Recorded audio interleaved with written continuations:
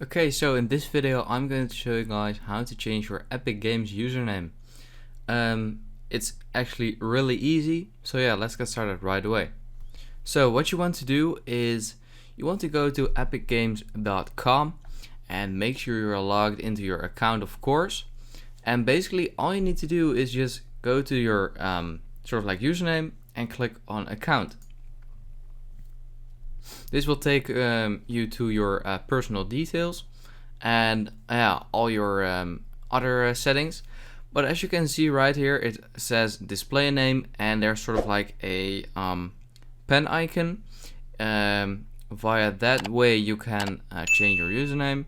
So just click on it and fill in a new username, and then for the second time, and then click on I understand I cannot change my display name again for 2 weeks after this change, and just click on confirm. And yeah, that's basically it. And as I read before, you can change your name back or to another username in 2 weeks.